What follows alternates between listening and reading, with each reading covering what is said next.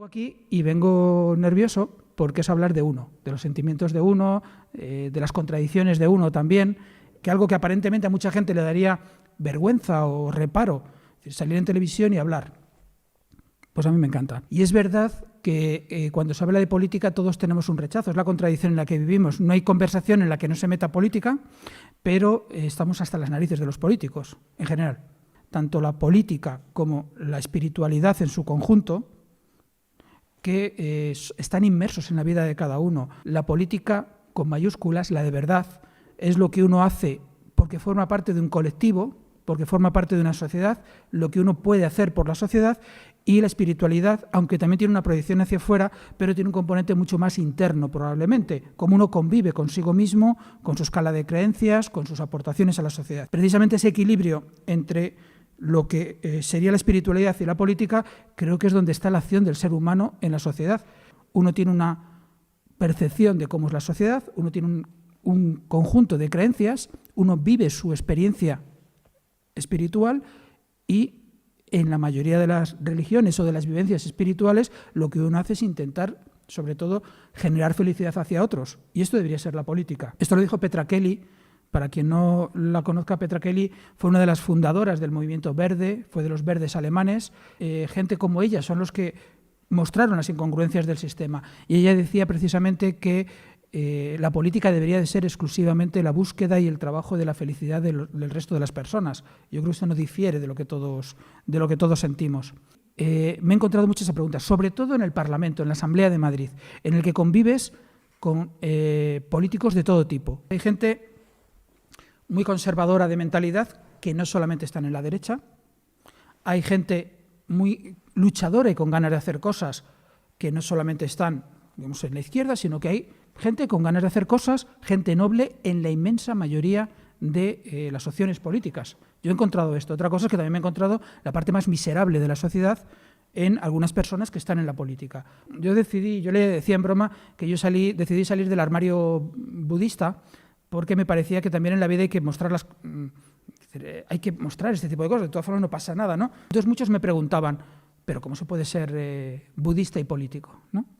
Tan normal como cualquier otra cosa. Y yo se lo devolvía a muchos de ellos preguntándoles, ¿y se puede ser cristiano y político? Cada uno tenemos una visión, coincidamos en lo que coincidamos, bien, pero me parecía un valor en este sentido importante. Claro que hay que hablar de política, porque hay que hablar de lo que uno hace hacia afuera, lo que uno intenta mejorar o facilitar la vida de los demás, sintiéndose bien uno también con ello. Yo estudié, como la mayoría de los españoles, en un colegio religioso, un colegio de curas. Agradezco muchísimo la educación que tuve en ese centro, entre otras cosas porque no me obligaron a creer en nada. No tenía una visión muy positiva, tampoco la tenía excesivamente negativa por mi experiencia concreta, pero no la tenía muy buena. Y luego me di cuenta que también me habían proporcionado, era una vocación de hacer cosas, de sentirme útil.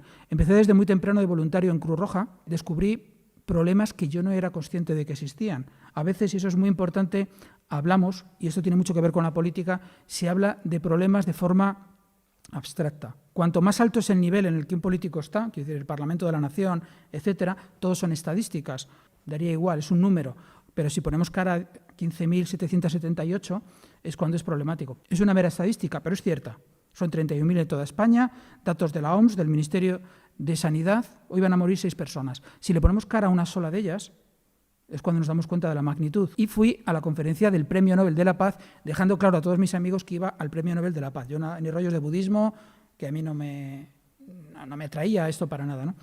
Y la verdad que me impresionó. Me impresionó primero porque yo esperaba grandes elucubraciones, de estar reflexionando luego un mes después de lo que escuchaba, y lo que escuché eran cosas extremadamente sencillas y a la vez complejas. Y había un compañero mío en Cruz Roja, que era budista, y ya recuerdo que me decía, ya venía de tradición muy de la izquierda, que lo que peor llevaba era cuando, o lo que le había costado asumir, y es un proceso que a mí me ha pasado también, era que ante determinadas personas, un lama, una persona con conocimiento, con sabiduría, nosotros hacemos postraciones, ¿no? Es decir, hacer un reconocimiento de esa persona.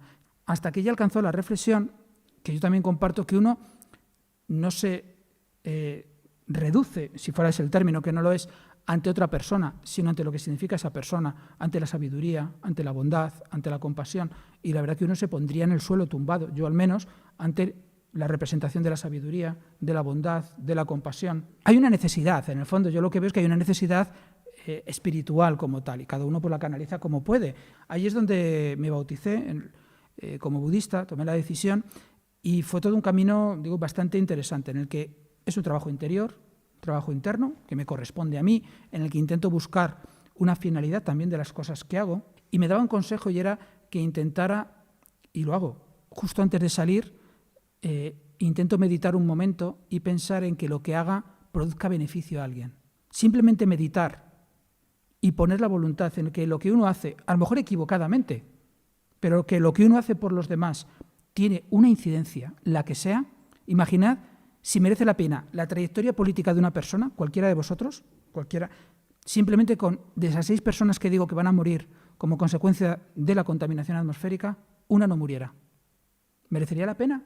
Por supuesto. En muchos casos no tengo ni por asomo la misma visión, pero sí he visto muy buena voluntad, algo que también me ha venido muy bien para entender el diálogo entre diferentes. La política lo que te permite también a nivel del crecimiento de uno es conocer otras realidades que uno no conoce. Lo que descubrí también era en la izquierda, que hay una tradición, y es entendible con la edad, personas más mayores, en la izquierda que hay un desapego de la política del todo, que en el fondo también había esa búsqueda de esa espiritualidad. Digo que yo desde el principio quiero desmentir esa visión de que política y espiritualidad para nada, pues nos diría, hay mucha espiritualidad en la política, igual que mucha maldad, como en la sociedad. Vi que esa necesidad existe, y yo creo que eso es importantísimo, porque en el fondo el ser humano, llamémosle lo que sea, necesitamos tener esa espiritualidad, necesitamos tener una visión noble de la vida, y eso la política me parece que es al mismo tiempo, ahí hay una coincidencia del todo. Entonces os quisiera trasladar también que en la política he encontrado mucha espiritualidad y demanda de espiritualidad. El mundo para algunas personas, por nuestra cultura, se divide en creyentes, es decir, católicos, o el resto ateos. Y el mundo está mucho más fraccionado. Somos muchísimo más cosas distintas. No tenemos verdades absolutas, o cuesta tener verdades absolutas. Tenemos un país que cambia muy deprisa en muchas cosas y en otras le va costando y le cuesta más. Porque además parece y se entiende que cuando intentas ir hacia ese tipo de modelo, estás atacando al modelo reinante. Decir esto parece que critico a la Iglesia Católica, y la tengo en la mejor de las alturas al cristianismo. Es mi cultura, es mi educación, y además tiene unas creencias. Hay una parte en la que yo no creo, pero hay una base excelentemente noble. Personas con una experiencia vivencial mucho mayor y que han aprendido de ella, ponían el objeto de lo que querían reivindicar por encima de cualquier sentimiento personal. Con lo cual también otro aprendizaje que yo me gustaría compartir es que aquellas personas que viven los valores, compartamos o no compartamos esos valores, pero que lo viven de verdad, que han dedicado su vida a grandes causas, o que han considerado que eran grandes causas y que han consagrado su vida con grandes sacrificios, porque ya no solamente es que a uno le torturen, es que uno probablemente vio poco a su familia, uno vio crecer a sus hijos, son grandes problemas. En el fondo hay tantas visiones en la política como personas. Para mí, la verdad, el no mentir, es un compromiso que yo tengo cuando tomé refugio como budista. Claro, no mentir y estar en política es complicado. Bueno, pues la política con la verdad cuesta, como nos cuesta en general en la vida. Pero la política y mantener la verdad, uno puede equivocarse, pero no a propósito. El principal debate por la verdad, que es la dificultad no de un budista, sino de cualquier persona que intervenga en política, incluso desde cualquier idea noble, pues es una dificultad importante. Porque lo es en la sociedad, porque tenemos una dificultad importante para mantener o intentar mantener la honestidad, la credibilidad. Otro que me he encontrado ha sido el gestionar el odio. Tengo odio, como es normal, intento gestionarlo. Me viene estupendamente el aprendizaje y mi práctica del budismo para gestionar mi odio, pero debo reconocer que hay ocasiones en las que me duele mucho. Y cuando ves los rostros de la gente, es cuando tienen nombre y apellido, porque es muy difícil el gestionar cuando ves rostros de la gente, cuando la gente ha llorado. Para mí es una de las cosas que más me ha dificultado, quizás también por mi forma de ser, el gestionar ese odio. Transformarlo en compasión, que es algo importante de mi aprendizaje espiritual, pues me ha costado más, pero lo he logrado. Es quizás la válvula que he tenido de pensar, a veces, si yo quisiera estar en el lugar de ellos. Pues el transformar ese odio en compasión o intentar transformarlo es quizás una de las grandes cosas que me ha dado en mi concepción espiritual desde la política, porque es cuando tienes que que ponerte frente a ello. Unos factores positivos importantes. Os decía antes la empatía, lo que puede ser el padecer por otros, desde la visión del budismo no es una visión caritativa, sino es ponerte en el lugar del otro, y la empatía en casos en los que uno no conoce, salir de ti mismo. Y la política es un gran escenario o altavoz para poder hacerlo. Yo, gracias a mi padre, sí que percibí que mi padre jamás me puso ninguna pega a mis creencias o mi visión política. Es muy de agradecer porque él le habían asesinado, los de la izquierda, para entendernos, habían asesinado a su padre cuando él tenía 3 años. Decidí aprender sobre ello. También aprendes lo absurdo de cualquier guerra, que se asesina a alguien, pues da igual, por el lado que te toca, por tus creencias religiosas, por ser profesor. Es decir, hay tantas injusticias de un lado y de otro. En un principio las guerras son así. Entonces, bueno, el caso desconozco, pero se ha hecho un proceso. Mi abuelo ha sido beatificado en noviembre del año pasado. Y fui con mucho orgullo al acto de beatificación. Yo tenía el temor de que aquel acto que yo lo hacía por mi abuelo, y me parece que yo no sé si yo sería capaz, pienso que no, de hacer ese acto de valentía que él hizo. A veces también pienso, no sé si en el fondo dejar a sus hijos esas contradicciones que tiene uno, pero él, por sus creencias religiosas, no las rechazó sabiendo que le mataban. Y eso me parece pues, muy valiente. Yo no sé si yo lo haría o quién lo haría, de los que pudiéramos estar aquí. Me pareció que era lo lógico que reconocieran a aquellos de los suyos que habían mantenido la fe y que habían tomado una decisión tan compleja y tan difícil. Y lo hicieron bien, porque creo que es bueno también que se vea. Evidentemente, yo sé dónde ir a llorar a mi abuelo. Hay un cementerio en Paracuellos. Otros no saben dónde ir a llorar a sus abuelos. Están en una cuneta. Evidentemente hay diferencias. Y probablemente toda esta trayectoria vital, este encuentro y desencuentro que os llevo relatando, que casi más es como una vivencia entre lo espiritual, el rechazo de la religión, pero luego el acercamiento, el ubicar la espiritualidad en la política, ese trasiego que yo creo que es la lucha vital de cada uno de nosotros. Muchas veces esto casi me permitió el culminarlo, ¿no? Si me permitiese, para terminar, yo haría este resumen, ¿no? He intentado trasladaros lo que yo he sentido, lo que yo siento, pero sí que quiero trasladaros esa sensación. Es decir, yo entiendo, y lo comentábamos, poner algo de política en un cartel es seguridad de que viene poca gente. O sea, que os agradezco muchísimo que hayáis venido.